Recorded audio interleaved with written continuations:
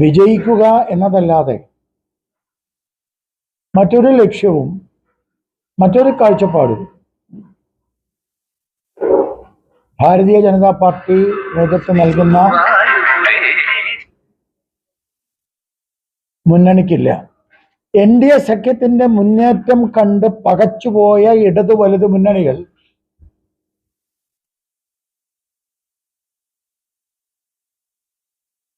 മുനയൊടിഞ്ഞ വാദങ്ങൾ മുന്നിൽ വെച്ചുകൊണ്ട് NDAയുടെ മുന്നേറ്റത്തെ തടയുവാനുള്ള പ്രതിരോധമുണ്ടാക്കുകയാണ്. ഇടതുപക്ഷവും വലതുപക്ഷവും സ്ഥാനാർത്ഥി എന്ന നിലയിൽ ഞാൻ ഉയർത്തിയ ചോദ്യങ്ങൾക്ക് ഇതുവരെ ഉത്തരം നൽകിയിട്ടില്ല. കേന്ദ്ര ഗവൺമെന്റ് അല്ലാതെ, മോദി സർക്കാർ അല്ലാതെ ഗുരുവായൂരിന്റെ വികസനത്തിന്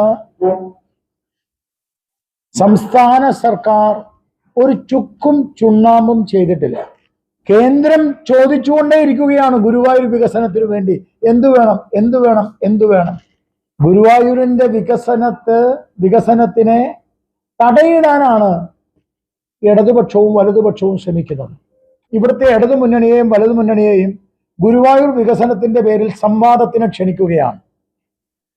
കേന്ദ്ര ഗവൺമെന്റ് ചെയ്തിട്ടുള്ള വികസനത്തിന്റെ പകുതി പോലും ചെയ്യാൻ സംസ്ഥാന സർക്കാരിന് കഴിയുന്നില്ല, മുനിസിപ്പാലിറ്റിക്ക് കഴിയുന്നില്ല എന്ന് മാത്രമല്ല, കേന്ദ്ര ഗവൺമെന്റിന്റെ വികസനത്തിനെ തടസ്സം നിർത്തുകയാണ് ഇവിടുത്തെ ഇടതു വലതു മുന്നണികൾ ചെയ്യുന്നത്. പ്രത്യേകിച്ച് ഇടത് സർക്കാർ നിയന്ത്രിക്കുന്ന ഇടതു ഭരണം, MLA, മുനിസിപ്പാലിറ്റി ഒക്കെ ചെയ്യുന്നത്. ഞാൻ ചോദിച്ച കുടിവെള്ളത്തിന് മറുപടിയില്ല, ഞാൻ ചോദിച്ച ശ്മശാനത്തിന്റെ വിഷയത്തിന് മറുപടിയില്ല, ഞാൻ ചോദിച്ച അഴുക്കുചാൽ പദ്ധതിയുടെ കാര്യത്തിന് മറുപടിയില്ല, ഞാൻ ചോദിച്ച ഉപ്പുവെള്ളം കയറുന്ന പരിപാടിക്ക് മറുപടിയില്ല, ഞാൻ ചോദിച്ച ഹെൽത്ത് സെന്റർ വിഷയത്തിന് മറുപടിയില്ല, ഞാൻ ചോദിച്ച ബീച്ചിലെ കുടിവെള്ള പദ്ധതിയുടെ കാര്യത്തിൽ മറുപടിയില്ല. ഇതിനൊന്നും മറുപടി ഇല്ലാതിരിക്കുമ്പോൾ എന്തൊക്കെയോ പിച്ചും പേയും പറയുകയാണ്. എന്തോ ഡീല് എന്നൊക്കെയാ പറയുന്നത്.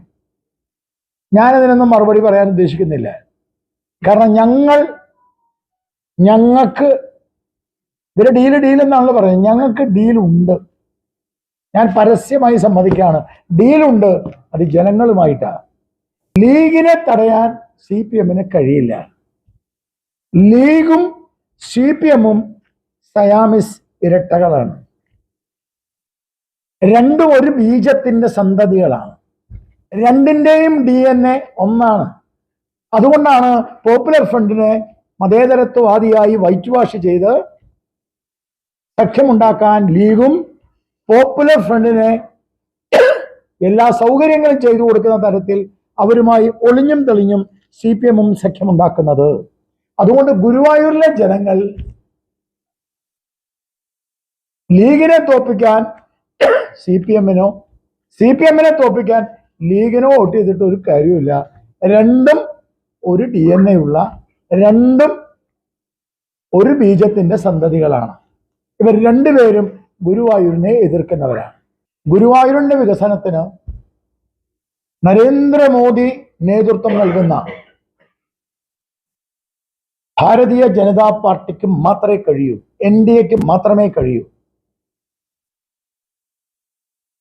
MLA ആയി ഈ തെരഞ്ഞെടുപ്പിൽ ഞാൻ അഥവാ NDA സ്ഥാനാർത്ഥി, BJP സ്ഥാനാർത്ഥി തെരഞ്ഞെടുക്കപ്പെട്ടാൽ നിലവിലുള്ള ഗുരുവായൂർ ടൗൺഷിപ്പുമായി ബന്ധപ്പെട്ട കാര്യത്തിൽ, വികസന കാര്യത്തിൽ നരേന്ദ്രമോദി നേരിട്ട് ഈ ഗുരുവായൂരിൽ വന്ന് ഇവിടുത്തെ വികസനത്തിന്റെ മാർഗരേഖകൾ ആരാഞ്ഞ് അത് വാരണാസി പോലെ ഗുരുവായൂരിനെ ആക്കും. ഞങ്ങൾ തെക്കേ ഇന്ത്യയിലെ വാരണാസിയായി ഈ ഗുരുവായൂരിനെ മാറ്റും. എനിക്കെതിരെ തെരഞ്ഞെടുപ്പ് കേസൊക്കെ കൊടുത്തിട്ടുണ്ട്. വാസ്തവത്തിൽ എനിക്കെതിരെ ഉന്നയിക്കപ്പെട്ട ആരോപണത്തിന് അടിസ്ഥാനപരമായിട്ടുള്ള ആരോപണം ഇവിടെ എനിക്കെതിരെ ആരോപണം, എന്നാൽ റിയൽ ആയിട്ട് കോഡ് ഓഫ് കോണ്ടാക്റ്റിന്റെ വയലേഷൻ നടത്തിയിട്ടുള്ളത് CPM-ന്റെ സ്ഥാനാർത്ഥിയാണ്. മഞ്ജുളാൽ തൊട്ട് ഗുരുവായൂർ അമ്പലം വരെയുള്ള സ്ഥലത്ത്, പടിഞ്ഞാറേ നട തൊട്ട് ഗുരുവായൂർ അമ്പലം വരെയുള്ള സ്ഥലത്ത് ഒരു പോസ്റ്ററോ അല്ലെങ്കിൽ ഒരു ബോർഡോ സാധാരണ വെക്കാറില്ല. ഇൻസൈഡ് വെച്ചിട്ടുണ്ട് ഇടതുപക്ഷം. എന്തേ കേസെടുത്തിട്ടില്ല? എനിക്കെതിരെ കേസെടുത്തുല്ലോ. എന്തേ ഇടതുപക്ഷത്തിനെതിരെ കേസെടുക്കാത്തത്? നിങ്ങൾ വാ, ഞാൻ കാണിച്ചു തരാം. ഞങ്ങൾ ഈ കാര്യം ഉന്നയിച്ചുകൊണ്ട് ഇതിന്റെ വസ്തുനിഷ്ഠമായ കാര്യങ്ങൾ ഞങ്ങളുടെ കയ്യിലുണ്ട്. ഈ ക്ഷേത്ര പരിസരത്ത് നിരോധിക്കപ്പെട്ട സ്ഥലത്ത് വീഡിയോ എടുത്തിട്ടുണ്ട്, പ്രചരണം നടത്തിയിട്ടുണ്ട്, വീഡിയോ പ്രചരണം നടത്തിയിട്ടുണ്ട്. എന്താണോ എനിക്കെതിരെ ഉന്നയിച്ച ആരോപണം, ആ ആരോപണങ്ങളെല്ലാം ഒരു പരിധിവരെ ഇടതുപക്ഷ MLA ചെയ്തിട്ടുണ്ട്. അതുകൊണ്ട് ഇടതുപക്ഷ MLAക്കെതിരെ ഞങ്ങൾ തെരഞ്ഞെടുപ്പ് കമ്മീഷനിൽ പരാതി സമർപ്പിക്കും. മേൽപ്പാലമടക്കമുള്ള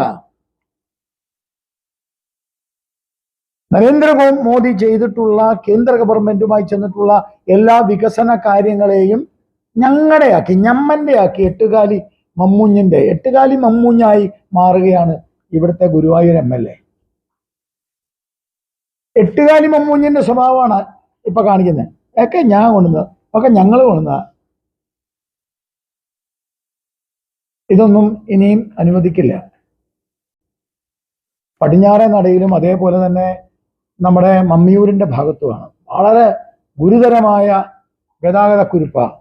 ആ ഗതാഗതക്കുരുക്കിന് ശാശ്വതമായ പരിഹാരം, ഭക്തരുമായി ബന്ധപ്പെട്ട് ശാശ്വതമായ പരിഹാരം MLA ആയിക്കഴിഞ്ഞാൽ ഞങ്ങൾ ഉണ്ടാക്കും.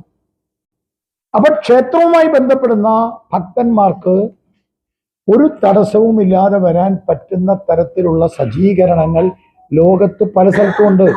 ആ സജ്ജീകരണങ്ങൾ ഗുരുവായൂരിൽ ഞങ്ങൾ ഒരുക്കും.